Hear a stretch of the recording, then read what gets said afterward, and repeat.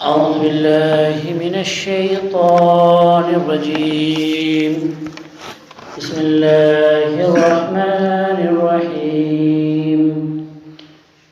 يا أيها الذين آمنوا إذا تداينتم بدين إلى أجل مسمى فاكتبوه وليكتب بينكم كاتب بالعدل ولا يأب كاتب أن يكتب كما علمه الله فليكتب وليملل الذي عليه الحق وليتق الله ربه. اللہ تبارک و تعالی پیچھے کی 2 آیتوں سے قرض کے بارے میں بیان فرما رہا ہے، یا ادھار لین دین کے بارے میں کیا مسئلہ ہے اس کو اللہ تعالی بیان کر رہا ہے۔ تو اس سے پہلے اللہ تعالیٰ نے ایک بات یہ فرما دی ہے، اور اللہ نے قرض اور ادھار کے مسئلے کو بیان کرنے سے پہلے ہی اللہ تعالیٰ نے ایک یہ بات بیان کر دی ہے کہ اگر کسی نے کسی آدمی کو کوئی قرضہ دیا ہے اور وہ آدمی مجبور ہے پیسہ واپس کرنے کی، ابھی اس کو طاقت نہیں ہے، واقعی میں مجبور ہے، تو اللہ تعالیٰ نے اس آدمی کو کہا، قرض دینے والے کو کہا کہ اس آدمی کو تھوڑی سی مہلت دے دو۔ اور اس کے بارے میں اللہ کے رسول صلی اللہ علیہ وسلم نے فرمایا، صاف طور سے بالکل حدیث ہے، صحیح حدیث ہے، کہ من انظر معسرا، کہ جس نے کسی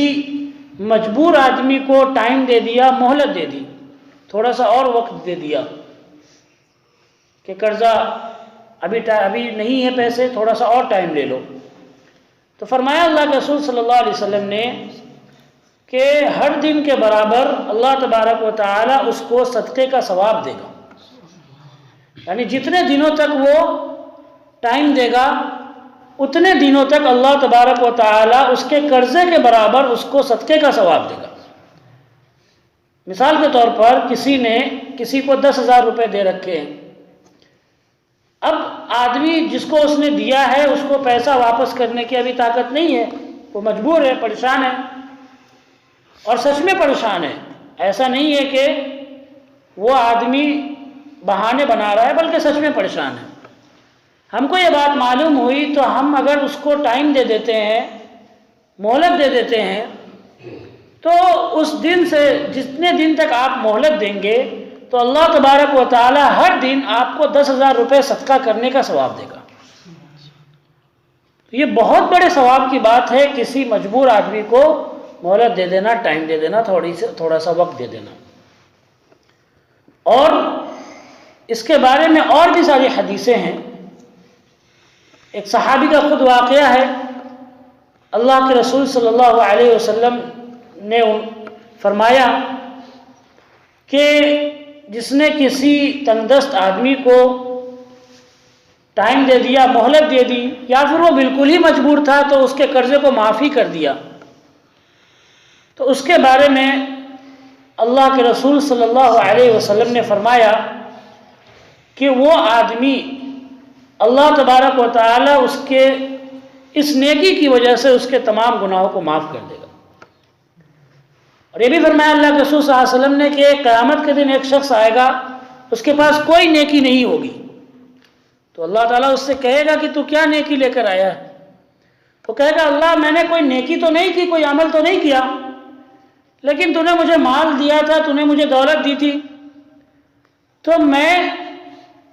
بزنس کرتا تھا، تجارت کرتا تھا،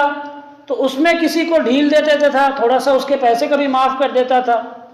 کسی کو قرضے دیتا تھا تو اس میں اس کو مہلت اور ٹائم دے دیتا تھا، میں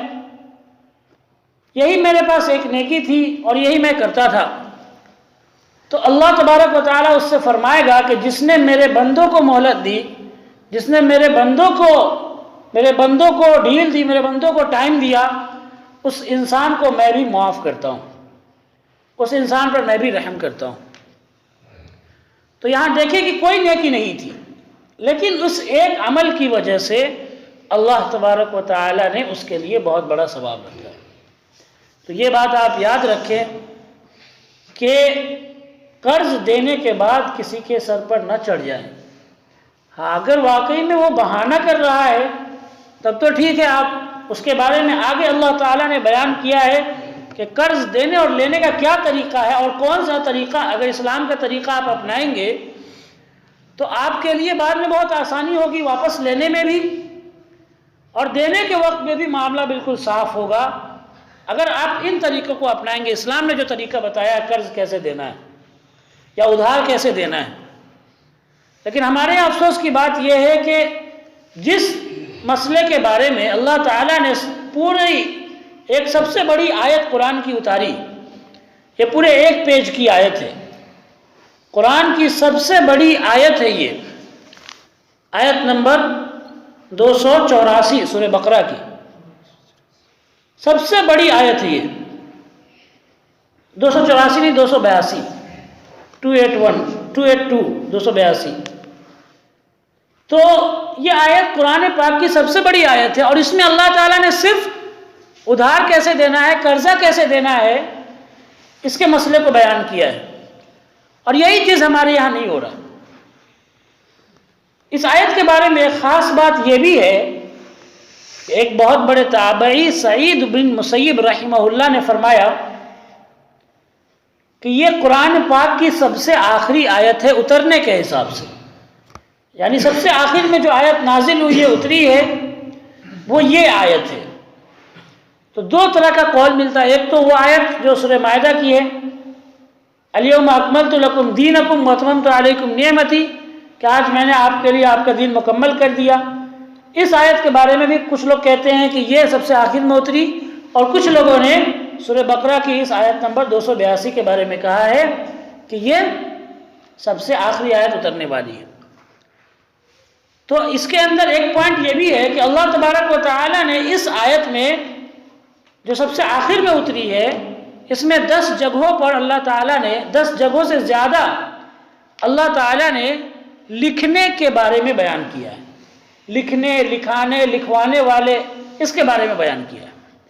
اور قرآن کی جو سب سے پہلی آیت اتری ہے وہ کس بارے میں ہے؟ پڑھنے کے بارے میں، اقرأ بسم ربک الذی خلق۔ تو آپ قرآن اور اسلام کو اس سے آپ سمجھ سکتے ہیں کہ اسلام نے تعلیم کو کتنا زیادہ، تعلیم کی کتنی اہمیت بتائی ہے۔ سب سے پہلی آیت پڑھنے کے بارے میں، اور سب سے آخری آیت میں کم سے کم 10 جگہوں پر اللہ تعالیٰ نے لکھنے اور لکھانے کے بارے میں بیان کیا۔ تو اس سے پتہ چلتا ہے کہ پڑھنے کے بھی بہت فائدے ہیں اور لکھنے کے بھی بہت فائدے ہیں، اور قلم کی بھی بہت طاقت ہے۔ اس لیے کہ اکثر جو کام تلوار نہیں کر سکتا وہ قلم کر دیتا ہے نا، تو قلم میں بہت طاقت ہے۔ تو پڑھنا اور لکھنا یہ ہر مسلمان کو اپنے اوپر بالکل لازم سمجھنا چاہیے، ضروری سمجھنا چاہیے، اس لیے کہ ہم جس اسلام کو ماننے والے ہیں اس نے شروع اور آخر میں ہم کو پڑھنے اور لکھنے کے بارے میں بتایا۔ اب آئیے اس آیت کو دیکھتے ہیں۔ اللہ تعالیٰ فرماتا ہے، یا ایھا الذین آمنوا اذا تداینتم بدین الی اجل مسمی فاکتبوہ، کہ اے وہ لوگوں جو ایمان لائے ہو، اذا تداینتم بدین، جب تم کسی کو کوئی قرض دو یا آپس میں ایک دوسرے سے قرض کا لین دین کا معاملہ کرو، ادھار لین دین کا معاملہ کرو یا قرض لین دین کا معاملہ کرو، الی اجل مسمی، ایک فکس ٹائم کے لیے۔ جب ہم کسی کو پیسے دیتے ہیں تو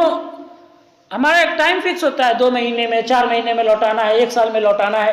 یہ ہمیں معلوم ہوتا ہے۔ تو اللہ تبارک و تعالیٰ نے فرمایا کہ اگر تم ایسا قرض کا لین دین کا معاملہ کرو فاکتبوہ، تو اس کو تم کیا کرو؟ لکھ لیا کرو، اس کو تم لکھ لیا کرو۔ اور یہ بھی فرمایا وَلْيَكْتُبْ بَيْنَكُمْ كَاتِبٌ بِالْعَدْلِ، اور اللہ تعالیٰ نے فرمایا کہ اس چیز کو تم میں سے کوئی لکھنے والا بالکل انصاف کے ساتھ میں لکھے، انصاف کے ساتھ میں لکھے۔ تو پتہ یہ چلا کہ اگر کوئی کاتب ہو، کوئی لکھنے والا ہو الگ سے تو زیادہ بہتر ہے۔ ایک آدمی قرض دے رہا ہے اور ایک لے رہا ہے، دو آدمی بیٹھے ہوئے اور بیچ میں کوئی لکھنے والا ہے تو زیادہ بہتر ہے۔ اور اس کے بارے میں بھی حکم ابھی پوری وہ تفصیل ہے۔ تو اللہ تعالیٰ نے کہا لکھنے والے سے کہ جو کاتب ہے، جو لکھنے والا ہے، چاہے وہ قرض لینے والا ہو یا جو لکھنے والا ہے، وہ کیا کرے؟ بالکل انصاف کے ساتھ میں لکھے، کوئی چیز بڑھا چڑھا کر نہ لکھے، نہ کم کر کے لکھے، بلکہ انصاف کے ساتھ میں لکھے۔ اور یہ بھی فرمایا اللہ تعالیٰ نے وَلَا يَأْبَ كَاتِبٌ أَن يَكْتُبَ كَمَا عَلَّمَهُ اللَّهُ، اور کوئی لکھنے والا اس بات سے انکار بھی نہ کرے کہ وہ لکھے، یعنی لکھنے سے انکار نہ کرے، کما علمہ اللہ، جیسا کہ اللہ تعالیٰ نے اس کو لکھنا سکھایا ہے۔ کیا مطلب ہے اس کا؟ کہ اللہ تعالیٰ نے اس کو سکھایا لکھنا، تو اب وہ اپنے اس علم پر وہ تکبر نہ کرنے لگے، گھمنڈ نہ کرنے لگے۔ کوئی اس کو بلائے، اگر جاہل آدمی نہیں لکھنا جانتا ہے تو کوئی اس کو بلائے لکھنے کے لیے تو وہ جائے فوراً اور اس کو مان لے اس کی بات کو اور اس کو لکھ دے، کیونکہ جس طرح اللہ تعالیٰ نے اس پر احسان کیا ہے کہ اس کو لکھنا سکھایا، تو اب وہ بھی اپنی اس دنیا پہ لوگوں پر یہ بھی ایک صدقہ ہے، یہ بھی ایک صدقہ ہے۔ فرمایا اللہ کے رسول صلی اللہ علیہ وسلم نے کہ تعین علی صانع، کسی کام کرنے والے کی مدد کر دو، او تصنع لاخرق، یا پھر جو آدمی کام نہیں کر سکتا ہے، کام کرنے کے لائق نہیں ہے، اس کے تم کام کر کے دے دو، یہ بھی صدقہ ہے نا؟ کوئی کام کر رہا ہے اس کی مدد کر دینا صدقہ ہے۔ کوئی کام کرنا نہیں جانتا ہے، جاہل ہے، لکھنا نہیں جانتا ہے، اس کا تم نے لکھ کر دے دیا، یہ بھی ایک صدقہ ہے۔ اور یہ بھی فرمایا اللہ کے رسول صلی اللہ علیہ وسلم نے کہ جس کو اللہ تعالیٰ نے علم دیا اور اس نے اس کو چھپایا، تو قیامت کے دن اس کو جہنم کا لگام اس کے گلے میں ڈالا جائے گا، آگ کا لگام اس کے گلے کے اندر ڈالا جائے گا۔ جس طرح ہم کتے کو پٹا پہناتے ہیں تو یہ تو معمولی ربر کا ہوتا ہے، لیکن اللہ تبارک و تعالیٰ آگ کا پٹا گلے میں پہنائے گا اس انسان کو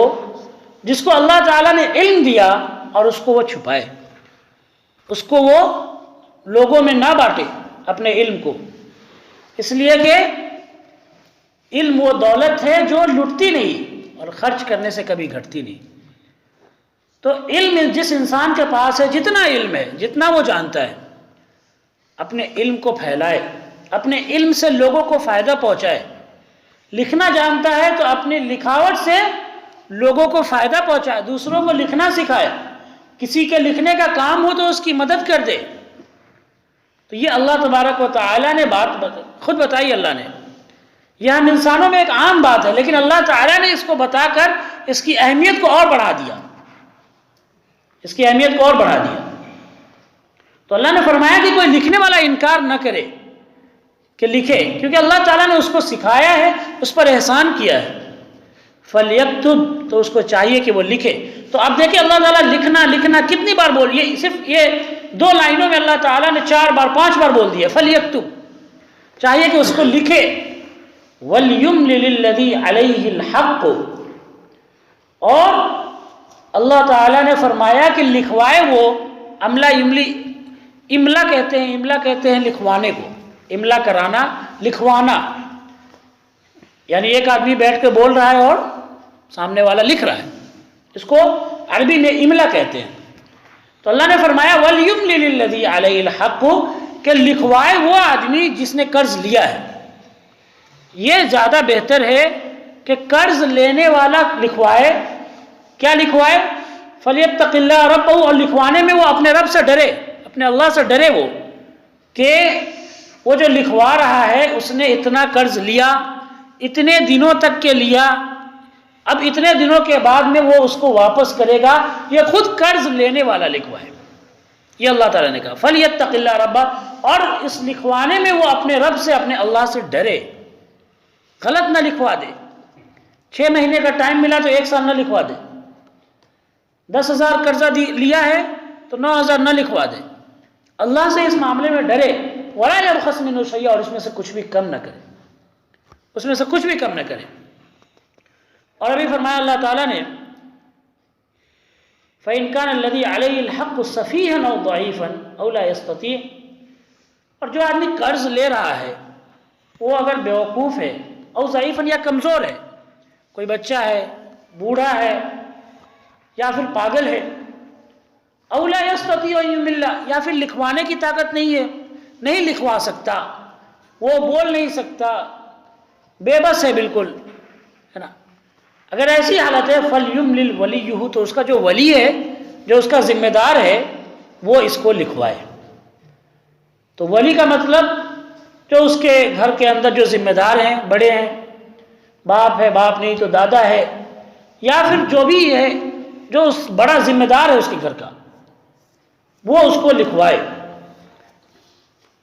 فَلْيُمْلِلْ وَلِيُّهُ بِالْعَدْلِ، اور یہ بھی اللہ نے فرمایا کہ ولی بھی جب لکھوائے تو بالکل انصاف کے ساتھ میں لکھوائے۔ تو اللہ تبارک و تعالی نے ان آیتوں میں یہاں تک، اس آیت میں اللہ نے یہاں تک یہ حکم دیا لوگوں کو کہ جب کوئی قرض کا معاملہ ہو تو اس کو لکھ لیا کرے، لکھنے والا کوئی آدمی ہو، لکھانے والا جس نے قرض لیا ہے وہ لکھائے، وہ نہیں لکھا سکتا تو اپنا کسی کو ذمہ دار بنا دے، اس کا کوئی ذمہ دار ہو وہ بھی انصاف کے ساتھ میں آگے لکھائے، لکھائے تو کسی چیز میں کمی نہ کرے۔ یا پھر ادھار کا معاملہ کر رہا ہے تو ادھار کا معاملہ کرے تو ایسا نہیں ہے کہ بنا کسی ٹائم کے ادھار کا معاملہ کرے۔ آپ اس کے پیچھے جب اس چیز کو سمجھیں گے کہ اللہ تعالیٰ نے اس پر اتنا زور کیوں دیا، تو آپ کو سمجھ میں آئے گا کہ اس وقت 80% جو لڑائیاں ہو رہی ہے صرف اسی وجہ سے ہو رہی ہے۔ آپس کے رشتے بگڑ رہے ہیں، جھگڑے بگڑ رہے ہیں، کیوں؟ کیونکہ ہمارے معاملات آپس کے درست نہیں ہیں، ہمارا معاملہ ٹھیک نہیں ہے آپس کا۔ لوگ عبادت میں تو بڑے اچھے رہتے ہیں، معاملات میں آ کر زیرو ہو جاتے ہیں۔ بڑے بڑے لوگ عبادت میں بہت اچھے ہیں لیکن معاملات صاف نہیں رکھتے لوگوں سے، کسی کا ادھار لے رکھا ہے، کسی کا قرضہ ہے، کسی کا پیسہ ہے نا، کسی کے ساتھ بات چیت صحیح سے نہیں کر رہے ہیں، سلیقہ درست نہیں، اخلاق درست نہیں، تو معاملہ کے اندر اکثر لوگ مار کھا جاتے ہیں۔ عبادت میں صحیح رہتے ہیں، نمازیں پڑھ رہے ہیں، روزہ رکھ رہے ہیں، 5 وقتی نمازی ہے، لیکن جب چل رہا ہے تو پیچھے سے 10 لوگ گالی دے رہے ہیں کہ دیکھو نماز تو پڑھتا ہے لیکن دوسروں کا پیسہ لے کر بیٹھا ہے۔ تو یہ کیوں ہوتا ہے؟ یہ اس لیے ہوتا ہے کیونکہ ایک فکس ٹائم کے لیے ہم نے قرضے کا معاملہ نہیں کیا۔ جب وہ قرض کا معاملہ ہم پورا فکس ٹائم کے لیے کر لیں گے کہ اتنے دنوں تک کے لیے میں آپ کو ادھار دے رہا ہوں۔ اللہ کے رسول صلی اللہ علیہ وسلم جب مدینے کے اندر آئے تو آپ صلی اللہ علیہ وسلم نے دیکھا کہ وہاں پر لوگ 2-2 سال کے لیے، 2.5 سال کے لیے بنا کسی ٹائم فکس کے لیے، بنا کسی ٹائم فکس کیے لوگ کیا کرتے ہیں؟ اپنا سامان بیچتے ہیں۔ تو اللہ کے رسول صلی اللہ علیہ وسلم نے جب دیکھا اس کو تو آپ نے فرمایا کہ من اسلف شیئا، جو تم میں سے کوئی چیز ادھار دے تو اس کو وزن بھی معلوم کر لے، ناپ تول بھی معلوم کر لے، اور اس کا ٹائم بھی بالکل فکس کر لے، وہ کتنا دے رہا ہے، کب تک کے لیے دے رہا ہے، کتنے دنوں کے بعد میں اس کا پیسہ واپس آئے گا، اس ادھار کو کتنے دنوں کے بعد وہ لوٹائے گا، یہ ٹائم بالکل فکس کر لے، ہے نا۔ تو یہ جب فکس ہو جائے گا تو معاملہ بالکل آپس کا درست ہو جائے گا۔ تو یہ آیت پوری بہت، اس کے اندر پوری تفصیل ہے، اور انشاءاللہ تبارک و تعالیٰ آگے ہم دیکھیں گے، آگے کے جملوں میں اللہ تبارک و تعالیٰ نے جو گواہ کے بارے میں فرمایا ہے اور بھی چیزیں ہیں، لیکن اس میں سب سے اہم بات یہ ہے کہ اللہ تبارک و تعالیٰ نے لکھنے کے بارے میں صرف اتنے ہی جملوں کے اندر، ان 3-4 لائنوں کے اندر ہی اللہ تبارک و تعالیٰ نے تقریباً 6-7 مرتبہ فرما دیا کہ آدمی کو لکھنا چاہیے، اور لکھنا سیکھنا بھی چاہیے، اور جس کو لکھنا آتا ہے اسے چاہیے کہ وہ دوسروں کی مدد بھی کرے۔ لیکن افسوس کی بات ہے کہ اس وقت مسلمانوں کے اندر سب سے زیادہ کمی 90% ایسے ہیں جو لکھنے کے معاملے میں زیرو ہوتے ہیں، پڑھنے کے معاملے میں کچھ ہے لیکن لکھنے کے معاملے میں زیرو ہوتے ہیں، تو جس کی وجہ سے ہمارے معاملات اور زیادہ خراب ہوتے ہیں۔ تو خاص طور سے اللہ تبارک و تعالیٰ نے اس آیت میں لکھنے کی طاقت بھی بتائی ہے کہ لکھنے کی بہت طاقت ہے، قلم کی بہت طاقت ہے۔ ایک سورت کے اندر اللہ تبارک و تعالیٰ نے قلم کی قسم کھائی ہے، نون والقلم وما یسطرون، کہ قلم کی قسم اور قلم جو کچھ لکھ رہا ہے اس کی قسم، جو کچھ لکھ رہے ہیں یہ قلم اس کی قسم، اللہ نے قسم اٹھا کر یہ بات کہی، اپنی بات کہی ہے۔ تو قلم کی قسم اللہ نے کھائی ہے، اس کا مطلب ہے کہ قلم میں بہت طاقت ہے، کیونکہ اللہ تبارک و تعالی یوں تو ہر چیز کی قسم، جس چیز کی چاہے اللہ قسم کھاتا ہے، اللہ کو کوئی روکنے والا نہیں ہے، ہم صرف اللہ کی قسم کھائیں گے، لیکن اللہ تبارک و تعالی جس چیز کی چاہے، اللہ نے سورج کی قسم کھائی، ستارے کی قسم کھائی ہے، آسمان کی قسم کھائی ہے نا، تو اللہ جس چیز کے اپنے مخلوق میں سے جس کی چاہے قسم کھا سکتا ہے، اور کھاتا ہے اللہ تبارک و تعالی، اللہ کو کوئی روکنے والا نہیں ہے۔ لیکن اللہ تبارک و تعالی کی سنت یہ ہے، اور قرآن کے پڑھنے سے یہ معلوم ہوتا ہے کہ اللہ نے ہمیشہ طاقتور چیزوں کی قسم کھائی ہے، جیسے آسمان، سورج، اور اس طرح سے قلم کی قسم کھائی ہے، تو اس کا مطلب ہے کہ اس کے اندر بھی بہت طاقت ہے، بہت پاور ہے اس کا۔ اللہ تبارک و تعالیٰ سے دعا ہے کہ اللہ ہم سب کو کہنے سننے سے زیادہ عمل کرنے کی توفیق عطا فرمائے۔ وآخر دعوانا الحمد للہ رب العالمین۔